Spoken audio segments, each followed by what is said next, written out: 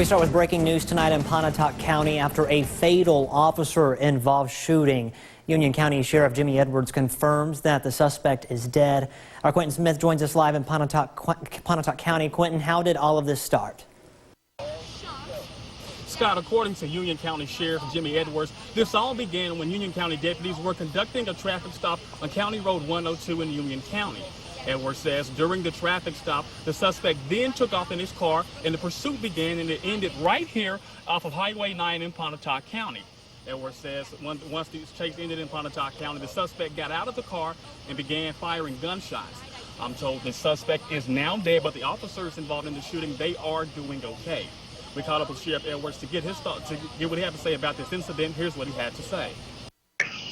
Our deputies followed, pursuit began, and he fired shots at our deputies, and the chase went off into Pontotoc County, where it ended down on Highway 9, just within the city limits there at Pontotoc. The suspect exited the vehicle. At that time, Mississippi Highway Patrol and our deputies and Pontotoc Sheriff's Department were all involved, and the suspect exited the vehicle, and shots were fired at the police again, and that's where it all ended. And back out here live, as you can see, this is still a very active scene. We have deputies with the Union County and Pontotoc County Sheriff's Department, as well as Pontotoc police officers still out here on scene. And Scott, I'll tell you, it's also an emotional scene. Not too long ago, it was a woman. She fell down to the ground just crying. She was very emotional. She was so shook up that investigators had to help her up off of the ground and walk her to her car. Now, of course, investigators say they'll release much more on this incident tomorrow. But again, an officer-involved shooting. The suspect is dead, but the officer involved is doing okay. Now, of course, we're going to continue to follow this developing story and bring you the latest details as they become available. But for now, reporting live in Pontotoc County, Quentin Smith, WCBI News. All right, Quentin, thank you very much. We also know that the Mississippi Bureau of Investigation has been called in to investigate as well. A tragic story tonight in Eupora after police say a 14-month-old baby is killed after being run over by a vehicle. Police Chief Greg Hunter says the accident happened around 2:30 this afternoon in front of a home on Posey Street. It appears the 14-month-old got behind the vehicle and the driver did not see the baby. A family member took the baby to the hospital where police say the child later died. The incident is still under investigation. Police say Department of Human Services will also send in an investigator to assist with that investigation. Caught on camera, someone breaks into Auto Spa on Blue Cut here in Columbus overnight. Our Stephanie Poole, she speaks with the store's general manager who wants to know who it was and is also now having to pay out of pocket to make repairs. Surveillance video shows the moments a lone suspect drags a filing cabinet out of the auto spa. The person with their face covered even makes their way into an office digging through everything. General Manager Tony Paramore just has one question. Who could have done this? You work hard every day to try to keep everything that you can.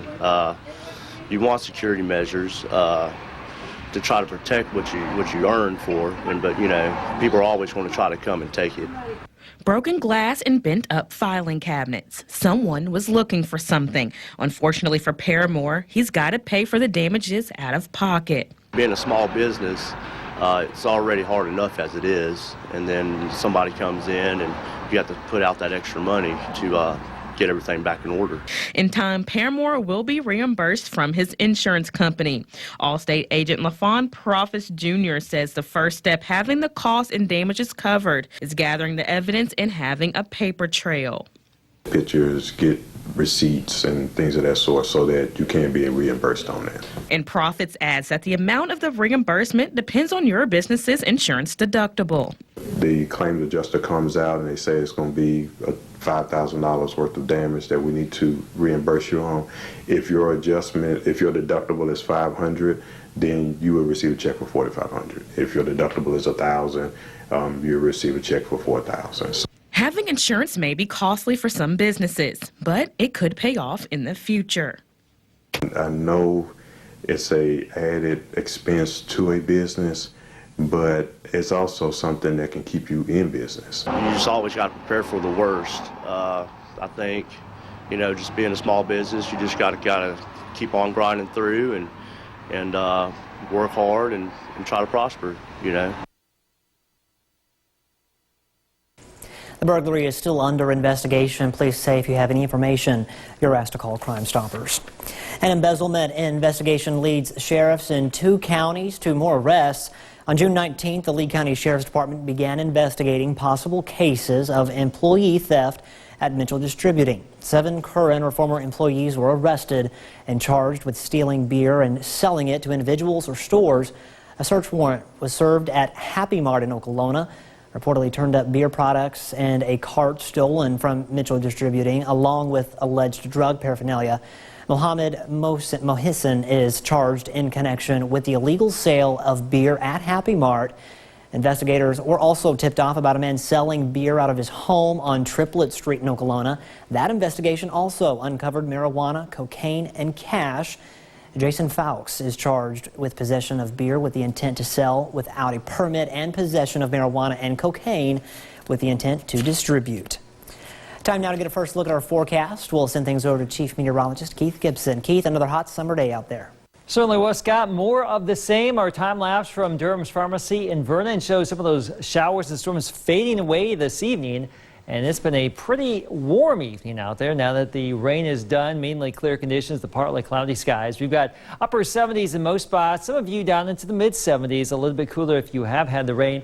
Low 70s tonight. Most spots mainly clear, staying muggy. Obviously, that's where we are now. No major changes. Tomorrow, 93, feeling like 100 with a 30% chance for some more storms. Your full forecast coming up. Well, several new laws take effect in Mississippi today. One of those authorizes a $1,500 pay raise for public school teachers. But a miscalculation was discovered and revealed that lawmakers were millions short in funding those raises. Courtney Ann Jackson finds out what's next. With the new law taking effect, teachers will get their $1,500 raise. The issue is that not enough was approved to cover the full cost. The Department of Education database referenced during the legislative session did not include some special funded teachers like special ed, gifted, and career technical, leaving around a $14 million shortfall. We're hopeful that that will not come from local district funds. See, there's no new solution, and Senator Derek Simmons worries they're leaving too many variables. We could actually do a deficit appropriation in January, but we don't know who the governor would be. We don't know who the lieutenant governor or who would be the speaker. And so it's a problem in the current term, and so we should fix the problem. That idea of a deficit appropriation is what the Department of Education is referencing in its latest statement. They say the money already approved by the legislature will be enough to cover the monthly cost of the raise for districts until lawmakers return. School districts enter into contracts based upon promises that legislature made, and we did not come through with our promise, but the school districts, they still have to, according to the law, meet the obligations that they made to those teachers. I mean, it's such a bad situation to be in for our school districts. And as the Parents Campaign explains, this is just adding to the larger issues surrounding teachers in the state. Really do have a teacher shortage crisis. Districts just can't find enough teachers. And a big piece of that is the salary, and it's also what is the perception among teachers about the level of support that they're getting from elected officials. Courtney Ann Jackson, WCBI News. The Pearl River Resort celebrates its silver anniversary this week. In the past 25 years, the resort has expanded to include 2 separate hotels and casinos, the Dancing Rabbit Inn and golf course, and Geyser Falls Water Park. That place is a lot of fun, by the way. Pearl River, the resort, is bringing in some big names to go along with the 4th of July fireworks show. We're going to continue our celebration with Leona Lewis coming on July the 3rd. And then right after that, we're going to have our spectacular fireworks show, and we invite the public to attend that. Following that, we also have the Charlie Daniels Band, and we're going to keep going. July the 6th, we're going to be in things with Morris Day and the Time. A lot happening there. For more information on the events, just go to the Pearl River Resort website. Weather-wise, for the 4th of July, it is going to be plenty hot and humid. Low to mid-90s. The actual temperature will feel more like 100 degrees. And you guessed it, more spotty storms. The full forecast is next. My First Alert AccuWeather forecast with Chief Meteorologist Keith Gibson. Some good downpours here in Tupelo late this afternoon into the early evening. We had over a half inch of moisture at the Tupelo airport. I think it was 0.63. And just like that, the clouds cleared and we've been enjoying a great evening here. No rain in our area. This is our live off the radar network across the Twin States. There have been some showers up there into West Tennessee, but obviously not affecting us. Now, I want to go back to about 4:30 with a storm right over Okolona. It collapsed, and then it sent out what we call an outflow boundary, very circular right here. When the atmosphere has no steering direction like right now, that's what happens. And these little outflow boundaries will go out and produce more storms like up there in Tupelo. And then those collapse. And if you look closely, we had another one of those outflow boundary rings. And typically this time of year, those little boundaries will collide and produce more and more storms as the day goes on. We also see some nice rainbows with these showers and storms. That was the view in New Hope, Mississippi late this afternoon as well. So a 30 to 40% chance of rain in the near term, perhaps a little bit lower Friday into Saturday, but there will be a daily chance for rain really for the foreseeable future. Not everyone is going to get it. Don't cancel the plans. But just have a backup plan in case you do see a storm in your area. Any storm may produce gusty wind and lightning. You certainly know that. The organized severe weather across the high plains and the northern plains and the Great Lakes, and that's where it's going to be for the rest of tonight, tomorrow, and for Wednesday too. And we will just have our standard summertime pop-up showers and storms. So tonight the storms are done. Tomorrow morning should be okay, but by late morning into the early afternoon, we'll bubble up a few more storms, and it's hard to tell exactly where they're going to be on any given day, but it's possible also into your Wednesday and probably Thursday, the 4th of July. And anything that does develop on Thursday during the 4th of July, much like today or tomorrow or Wednesday, will tend to fall apart during the early evening. So hopefully we'll get those fireworks on in if they are scheduled. Low 70s, maybe some upper 60s out there tonight. The wind is now calm. For Tuesday, already mid-70s at 7 o'clock. By noon, low 90s, and we'll just stay in the low 90s to mid-90s all afternoon. So here's our city-by-city forecast. We're looking at that 30% chance of rain. The heat index is actually going to be more like 100, more or less across our region. Here you go right here. So plan accordingly, drink plenty of water, lightweight, light-colored clothing for the next couple of days, and just stay in the AC if you can. So low to mid-90s during the day, low 70s at night. Daily storm chances. More of the show coming up. Welcome back, everyone. The 4th is almost here, and many of you will be cooking out. But before you pack the cooler or fire up the grill, there are a few things you should know. We learn more tonight in our Health Talk with Baptist. Hi, I'm Libby Walker, the Morrison Director of Food and Nutrition at Baptist Memorial Hospital Golden Triangle. Tonight, I want to talk to you about food safety. There are many factors that can affect food safety. Foodborne bacteria can't be seen, tasted, or smelled, but these microorganisms can make you sick if ingested, and they spread through contact with cutting boards, utensils, countertops, hands, and food. But there are ways you and your family can stay healthy if you follow some specific food safety recommendations. Use an insulated cooler filled with ice or frozen gel packs. Frozen food can also be used as a cold source. Foods that need to be kept cold include raw meat, poultry, and seafood. Deli and luncheon meats or sandwiches, summer salads such as tuna, egg, pasta, or seafood, cut up fruit and vegetables, and perishable dairy products. A full cooler will maintain its cold temperature longer than a partially filled one. If you are using a cooler, keep it out of the direct sun by placing it in the shade or shelter. Avoid opening your cooler repeatedly so that your food stays colder longer. When cooking on the grill, use separate cutting boards and utensils for raw meat and ready-to-eat items like vegetables or bread. Keep perishable food cold until it is ready to cook. Use a food thermometer to make sure meat and poultry are thoroughly cooked to their safe minimum internal temperatures. Always use a fresh, clean plate and tongs for serving cooked food. Never reuse items that touch raw meat or poultry to serve the cooked food. Join us next time for our Health Talk with Baptist, when we will talk about handling food safely while traveling. Mail your topic suggestions to healthtalk@wcbi.com. Health Talk has been brought to you by Baptist Memorial Hospital Golden Triangle. The Noxapater Tigers want more than just postseason appearances. We check in with the Tigers on the high school football tour next in sports. WCBI Sports with Tom Ebel. Week 2 of the high school football tour continues, making the trip to Winston County to check in with the Noxapater Tigers. The Tigers return an experienced bunch led by head coach Casey Orr, and the expectations are always high in Tigers country. We coming forward. Is it? That's all I got to say. We at it this year. 9 years too many. We got to get one. Got to get one before we get out of here. Noxapater hasn't won a state championship since 2011. But after losing only 6 players from last year's team and returning an experienced senior class, the Tigers have their eyes set on bringing home the gold ball. That's really the only goal every year, so it's more important now because we only got one more chance left at. We just got to learn how to finish out in the playoffs. I mean, we done went to the playoffs. How many consecutive years? Too many. But we just didn't finish it out. And that's something with this senior class that we have. They've been leaders for me for 2 or 3 years now. A lot of them have played since they were in the 9th grade or started since they were in the 9th grade. So we have big expectations going into this year. And with that senior leadership, we're looking for that to be the edge to push us a little further than what we've gone in the past. 8 starters return on offense and defense, including several difference makers that are poised to play a prominent role on this year's team. K.D. Carter started for us last year as a 9th grader at quarterback, had an exceptional year. I think he ended up rushing for right around 1,300 yards, and expect big things out of him. But on the O-line, you have Kyler Carter and Ryan Whitfield, who have just been they've been really good football players for us for 4 years, and expect great things out of them.